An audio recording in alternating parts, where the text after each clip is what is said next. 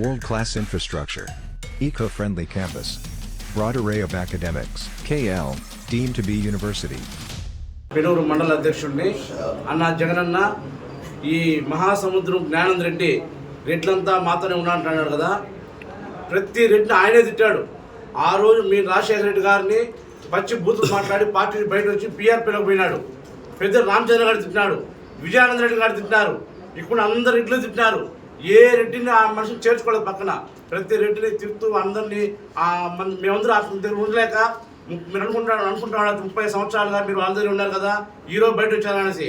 30 సంవత్సరాలు వాళ్ళ దగ్గర లేదు. మాకు మంచి నాయకులు లేకపోతే లేదు. ఈ రోజు మాకు మంచి నాయకులు నారాయణ వచ్చారు, మీరు వచ్చారు కాబట్టి అందరూ ఆ కుటుంబాన్ని వదిలి మేము ఈరోజు అందరూ ఆయనతో ఉన్నాము. ఏ ఒక్క రెడ్డి కానీ, ఏ క్యాస్ట్ కానీ, ఎస్సీ బీసీ మైనార్టీలు అందరూ కూడా నారాయణ పక్కనే ఉన్నాము. వాళ్ళు మాట వినొద్దండి. వాళ్ళు కేవలం మీ అపాయింట్మెంట్ తీసుకొని వస్తున్నారు. మీరు కూడా మాకు అపాయింట్మెంట్ ఇప్పించండి. మేము వేల మంది వస్తాం మీ దగ్గరికి. మాకు అపాయింట్మెంట్ దొరకకుండా వెయిట్ చేస్తున్నాం. మీరు దయచేసి మాకు అపాయింట్మెంట్ ఇప్పించండి. మా ఆవేదనలు మేము అన్ని మీకు చెప్తాము. కేవలం వాళ్ళ కుటుంబానికి మీరు అపాయింట్మెంట్ ఇస్తున్నారు, అది తప్పు. మాకు అపాయింట్మెంట్ ఇవ్వండి. మేము కూడా 1 రోజుల్లో అందరూ మీకు కలుస్తాము. వాళ్ళు చేసిన అన్యాయాల గురించి అన్ని మీ ముందు తెలియపరుస్తున్నా. ఖచ్చితంగా దయచేసి ఇలాంటి అపోహలు నమ్మొద్దండి. ఏ రోజు జ్ఞానం పక్కన పెట్టండి దయచేసి. మాది గుంటుపల్లి పంచాయతీ.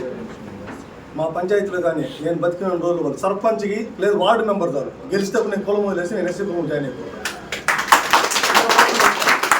అర్థం పోకూడదని ఉన్నాను. ఇవాళ నేను చెప్తున్నాను, ఒక సర్పంచ్ వాళ్ళు గెలిస్తే కూడా నా కులం వదిలేసి నేను ఎస్సీ కులం జాయిన్ అవుతాను. ఇది ఓపెన్ ఛాలెంజ్. మీరు ఎవరినో చెప్పి నాకు ఇన్ఫర్మేషన్ ఇవ్వండి. వాళ్ళకి ఇన్ఫర్మేషన్ ఇమీడియట్గా ఇవ్వండి. వాళ్ళు ఒక వార్డు మెంబర్ కనీసం వాళ్ళు ఉండే ఓన్ వార్డు గెలిస్తే కూడా నేను కులం వదిలేస్తాను. 92 ఓట్లు ఉన్నాయి ఒక వార్డులో, దాని 65 ఓట్లు నా చేతిలో ఉన్నాయి. నేను చూసుకుంటాను. Open challenge. 10 కోట్లు 5 కోట్లు కదా, ఊరికి కనీసం వాటర్ ట్యాంక్ దొంగబడి పైప్ పోతే పైప్ వేసే యోగ్యత కూడా లేదు. ఒక డీజిల్ లైట్ పోతే డీజిల్ లైట్ వేసే యోగ్యత లేదు. ఏం అడిగినా సరే లంచం, నారాయణ అన్న కూడా లంచం వేయాలని చెప్తారు. మా నాన్న దగ్గర 50,000 రూపాయలు తీసుకున్నారు సార్ లంచం అనేసి, మీకు ఇవ్వాలనేసి. అదే నేల ఏదో 2.5 ఎకరా ఇస్తారని చెప్పేసి మీకు 50,000 రూపాయలు తీసుకున్నారు. దాని అడిగి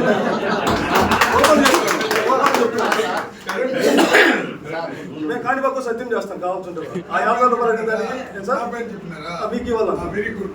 మీ పేరు బంధువే కదా నువ్వా? అవును. Very good. దీన్ని కానీ వాళ్ళు నీకు చెప్పింది వచ్చి నారాయణ స్వామి నీకు మేము అడిగింది వాస్తవమే. నారాయణ స్వామి క్యారెక్టర్ డబ్బు లేని వాడు ఉండొచ్చు, పొలం లేని వాడు ఉండొచ్చు, నీతికి నిజాయితీకి వీడు మాదిరిగా నేను వేరే వాళ్ళు ఉంటారు ఉండరు నేను చెప్పను, కానీ ఇది ఫస్ట్ క్యాండిడేట్. చిన్నప్పటి నుంచి కూడా ప్రతి సున్నం అయిపోయినా లేకపోయినా కానీ ఒక పైసా తీసుకొని పని చేసినట్టు కానీ ఒక దగ్గర డబ్బు తీసుకొని నువ్వు ఈ పని చేయని చెప్పుకుంటే కూడా. కానీ నాకు జగన్మోహన్ రెడ్డి అన్ని రకాలుగా నన్ను ఆదుకున్నాడు.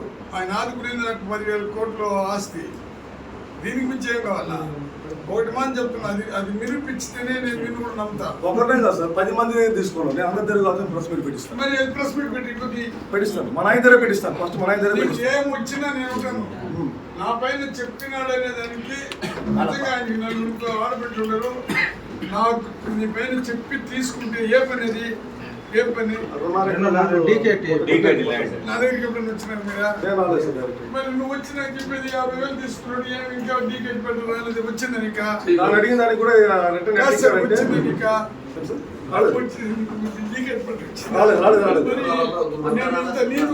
నన్ను కూడా ఒకరు టచ్ చేసి ఉండొచ్చు కదా నువ్వా?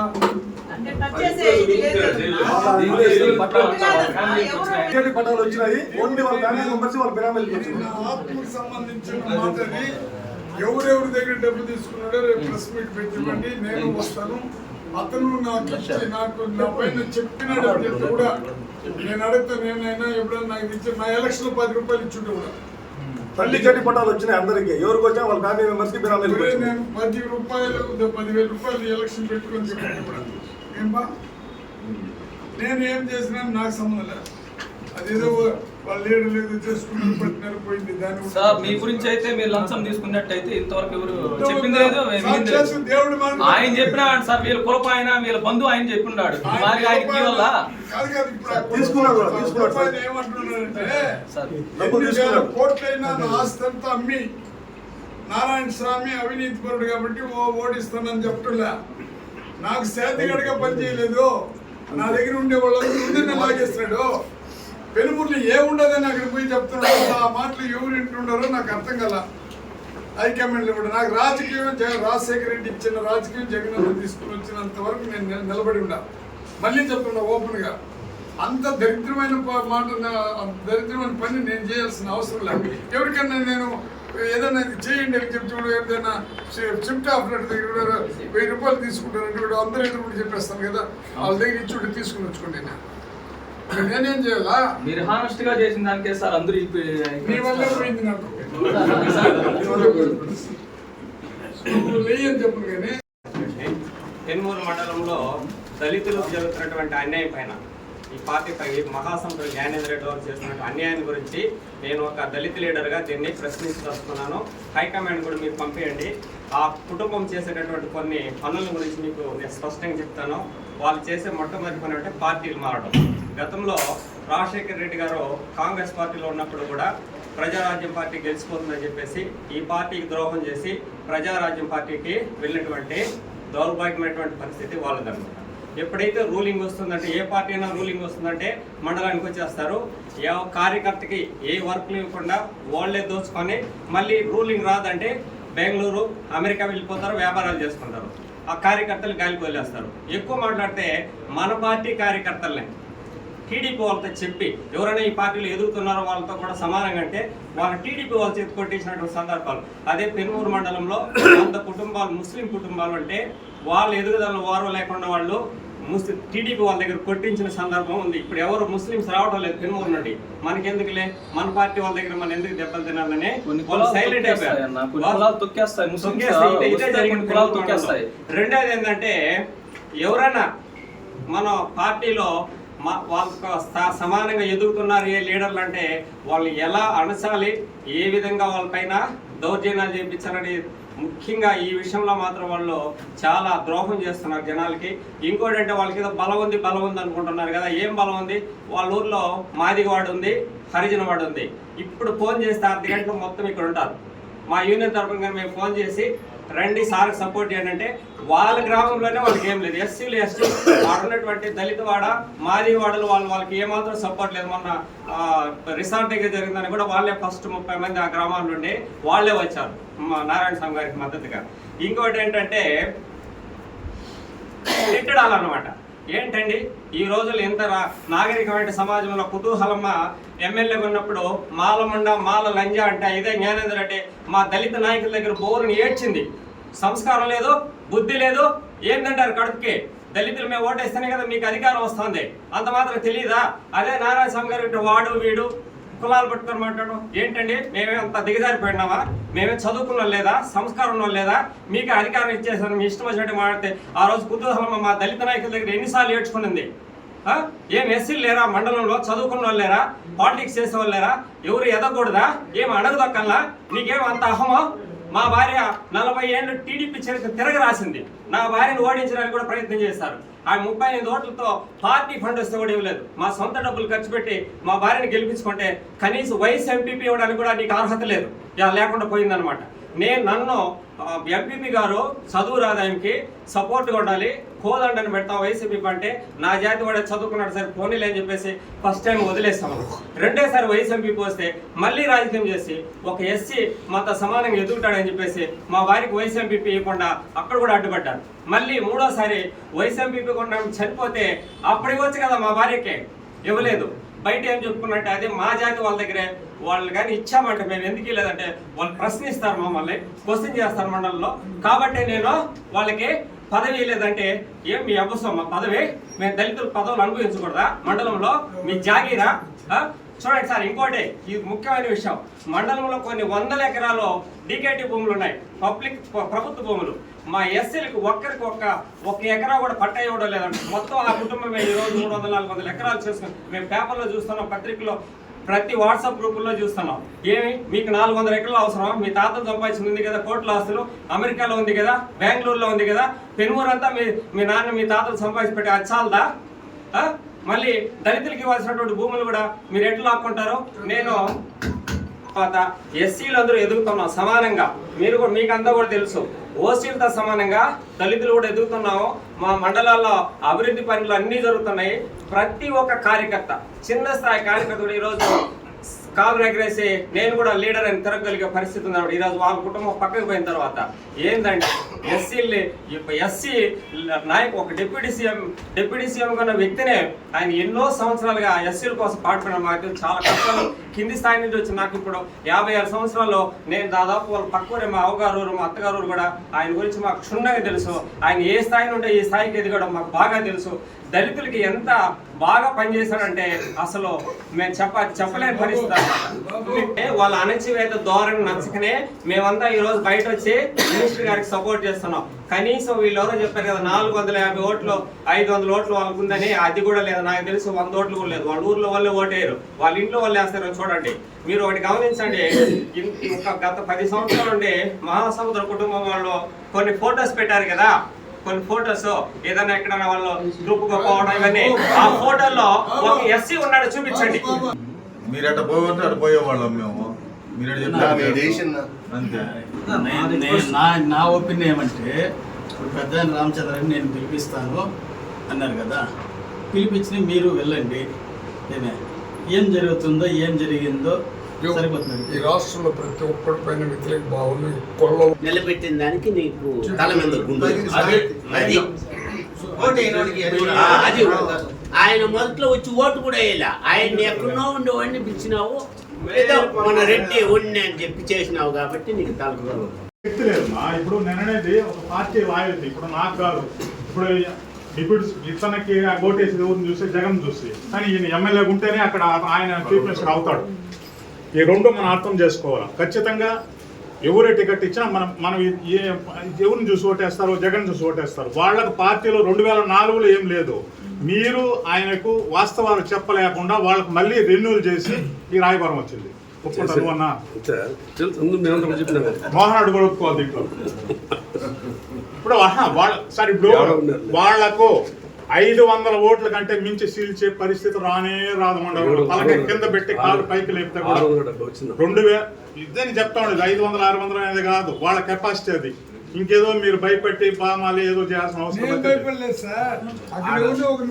ఆ మాటలే. ఇప్పుడు ఈ ప్రచారాన్ని పెట్టించేసారి దగ్గర అలా నువ్వు కలుపుకొని ఆయన చెప్పని అందరూ కలిసి నువ్వు కలుపుకుంటే ఇంకోటి ఇదే వాళ్ళని దగ్గర చేసుకుంటారు. మొదటి నుంచి వద్దనుండి రామచంద్ర రెడ్డి మీదనే వద్దని అతని పదవులు ఇవ్వద్దు అని చెప్పినారు. ఇప్పుడు వాళ్ళైనా కరెక్ట్గా పోయి అక్కడ చెప్పి వాళ్ళ అవసరం లేదు సస్పెండ్ చేస్తామని కానీ చెప్పగలిగితే పర్వాలే. వాళ్ళు నా దగ్గర ఏమంటారు, నీకు మించిన వాళ్ళు లేదంటారు.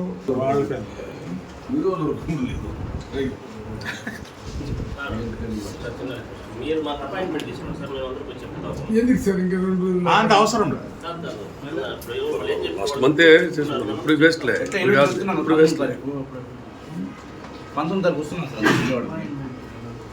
ఆయన 2-3 తప్ప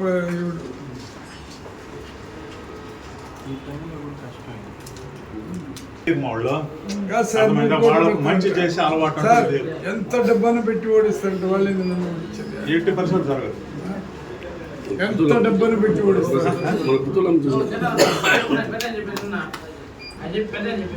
లెక్క వేసుకుంటాడు ఎవరన్నా వాళ్ళు. ఆయనకు తెలియదు ఏముంటుంది. ఏ సార్ లాస్ట్ ఇయర్ కూడా నా దగ్గర అది వదిలేదు సార్. మెజార్టీ వచ్చేది ఆడైతే వాళ్ళు ఎత్తులు పెట్టుకొని అందరినీ పక్కన పారేసింది. మీరు చేసిన తప్పు. వాళ్ళు చెప్పేసి దయాసాగర్ వాళ్ళ భార్య నిలబడా అప్పుడు ఓడిపోలేదా, మండలమే పోలేదా, ఎంపీటీసీ మా అమ్మ 3 ఓట్లతో ఓడిపోయాను. 3 ఓట్లతో నేను ఓడిపోయినా, ఎవరు గురించి ఓడిపోయినా ఆ కుటుంబం గురించి ఓడిపోయినాము. దానికి ముందు టీవీ గుర్తులు పెట్టి ఇంకోళ్ళు పెట్టి వాళ్ళ నియోజకవర్గంలో వాళ్ళు ఓటు శాతం చెప్పాలి దాన్ని బాగా చెప్పండి. ఊరికే పార్టీ జగన్మోహన్ రెడ్డి గురించి ఒక స్టేట్మెంట్ వాళ్ళు ఇచ్చినట్టు చెప్పండి. ఒక స్టేట్మెంట్ వాళ్ళు ఇచ్చినారని చెప్పండి. జగన్మోహన్ రెడ్డి గురించి పదవులు అనిపిస్తాం. ఒక స్టేట్మెంట్ వాళ్ళు ఇచ్చినారు. పెనుమూరు మార్కెట్ కమిటీ చైర్మన్, దానికి నాకు పదవి రావడానికి కూడా ప్రధాన కారకులు నా తండ్రి సమానమైనటువంటి పూజ్యులు ఉప ముఖ్యమంత్రి నారాయణ స్వామి గారే నాకు ఈ పదవి పెంచారు.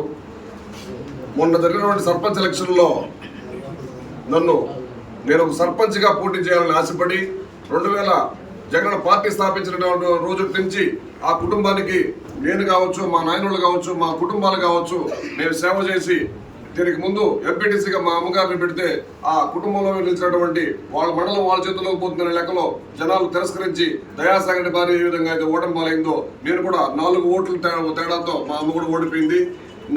ఆ రోజు నుంచి నేను కష్టపడతా ఉండేది దాన్ని చూసి మంత్రి గారు సపోర్ట్ చేసి సర్పంచ్గా కమలాకర్కి అవకాశం ఇవ్వాలని చెప్తే అక్కడ విఆర్ఓ గా రిటైర్డ్ అయినటువంటి వాళ్ళ బంధువుకు వాళ్ళ కుటుంబంలో వాళ్ళకి అక్కడ ఇచ్చి పంచాయతీని కూడా అభివృద్ధి చేయకుండా అడుకుంటున్నారు. ఈరోజు మండలంలో చూస్తే 60 లక్షల రూపాయల నిధులు వస్తే ఒక ఎంపీపీగా ఉండే ఆమె మండలాన్ని అభివృద్ధి చేయకుండా దాన్ని సంతకం పెట్టాలి, రిజర్వేషన్ చేయాలంటే దాని లేదంట. మాకు పంచాయతీలు గడపడతారు జరిగిపోయి సుమారు సంవత్సరం అవుతా ఉంది. మాకు వాళ్ళ కుటుంబంలో ఉండే ఆయన రిజర్వేషన్ లేదంటే సర్పంచ్ ఆయన సంతకం పెట్టాల. ఏమంటే మేము పోయి ఆడకాళ్ళ కింద కూర్చోవాలా, లేదా దండం పెట్టుకుని ఆడపోయి అడుక్కోవాలా. అవి అడుక్కునేవి అవన్నీ పోయినాయి. ఇవన్నీ మార్పులు వచ్చినాయి. ఇవన్నీ బానిసత్వాన్ని పూర్తిగా పోషింది. ఈరోజు తిరుమల మండలంలో బానిసత్వమే లేదు. బానిసత్వం అనే మాటకు తావే లేకుండా పోషింది ఈరోజు. ఎందుకంటే నేను కూడా నేను రెడ్డి పోయినా ఇంకో రెడ్డి పోయినా నిలబడుకొని మాట్లాడాలి తప్ప కూర్చొని మాట్లాడిన దాఖలాలు ఈ రోజు లేవు. ఈ రోజు నేను గర్వంగా చెప్తా ఉంటా, ఒక ఉప ముఖ్యమంత్రి గారు నాకు పక్కనేసి కూర్చోబెట్టారంటే ఆయన దండం పెడతారు. ఇప్పుడు మీరు బీఫామ్లు ఎత్తిపోయి ఈయన ఇచ్చినాడు. బీఫామ్లు ఎత్తిపోయి ఆ కుటుంబాన్ని నమ్ముకొని వాళ్ళ చేతుల్లో పెడితే మీరు సర్వేలు అని చెప్పి 4 5 మందికి మీకు కావాలని ఫోన్ చేసి ఈ రోజు నారాయణ స్వామి గారి టికెట్ లేదు అని మీరు ప్రచారం చేసి అది ఏదైనా జరిగితే మాత్రం పూర్తిగా పార్టీకే కాదు ప్రతి ఒక్కళ్ళు రాజీనామా చేయడానికి కూడా మేము సిద్ధంగా ఉన్నాము. ఏ విధంగా లేము. నేను మొన్ననే ఒక ప్రెస్ మీట్ లో చెప్పిన ఆయన అప్పుడప్పుడు ఆవేశపరుడే కానీ అవినీతి పరుడు కాదని. ₹1 నారాయణ స్వామి గారు లంచం తీసుకుంటే చెప్పండి 5 లక్షలు పిలిచి మీకు అప్పుడే ఇస్తానని చెప్పినాను. ఒకవేళ ఏదన్నా మీ కుట్రలో కుతంత్రాలతో మీరు ఏదన్నా తలపెడితే మాత్రం సామూహిక ఆత్మహత్యలు చేసుకుంటాము, పూర్తిగా పార్టీకి రాజీనామా చేస్తామని చెప్పి కూడా జగన్ గారికి ముందు జరిగిన ఈ పెద్దిరెడ్డి గారు మీరు గమనించాలా, వైవి సుబ్బారెడ్డి గారు మీరందరూ కూడా మీరు మా ఇంటికి వచ్చి కాఫీ తాగేదని కూడా ఎంత ఇబ్బంది పెట్టారో, మంత్రి గారు ఏ విధంగా కలిగిరికొండకు వచ్చి ఏ విధంగా తీసుకొచ్చారో ప్రతి ఒక్కళ్ళు ఎక్కడ ఉండేవాడు అక్కడే ఉండాలా, ఎక్కడ ఉండేవాడు ఆడేవాడు ఉండాలా, ఏ రెడ్డి అయినా ఆడేవాడు ఉండాలా, ఏ మాలవాడైనా మాదిగోడైనా వాడు చూసే చిన్న చూపే విధంగా ఈ రోజు ఆ విధంగా లేదు. మండలం ఎంతో ముందుకు పోయింది, ఎంతో మార్పు వచ్చింది. చరిత్రని తిరగరాసినటువంటి ఘనతూరులో ఉండాలంటే కేవలం ఒక జగన్ ద్వారా నారాయణ స్వామి గారు ఇంత అభివృద్ధి 50 పడక హాస్పిటల్ ఏంది, కళ్యాణ మండపం ఏంది, రోడ్లు చరిత్రలో చూడండి రోడ్లు ఏంది, టీటీడీ కళ్యాణ మండపం ఏంది, కలిగిరికొండ దేవస్థానంలో చేర్చడం ఏంది, ఇన్ని అభివృద్ధులు చేస్తా ఉంటే నారాయణ స్వామి పేరు వస్తుందని మీరు ఒప్పకుండా ఆయన కూడా మీ కాళ్ళ కిందే పడి ఉండాలని చెప్పి ఆయనకే నచ్చలేదు. ఏందిరా ఇది మన లీడర్ చెప్తాడు మనం వెళ్ళాలని చెప్పి ఇట్లాంటి వాళ్ళను పూర్తిగా మండల ప్రజలకు వ్యతిరేకించినారు. ఇక్కడ ఎస్సీ బీసీ మైనారిటీ మొత్తం రెడ్లు అందరూ ఉన్నాం. నారాయణ స్వామి గారి టికెట్ లేకపోతే పార్టీకి రాజీనామా చేయడానికి సిద్ధమో ఆత్మహత్య చేసుకున్నప్పుడు సిద్ధం. మరిన్ని వీడియోస్ కోసం ఛానల్ ని సబ్స్క్రైబ్ చేయండి. లేటెస్ట్ అప్డేట్స్ కోసం వాట్సాప్ ఛానల్ ని ఫాలో చేయండి. అండ్ లింక్ డిస్క్రిప్షన్ లో ఉంది.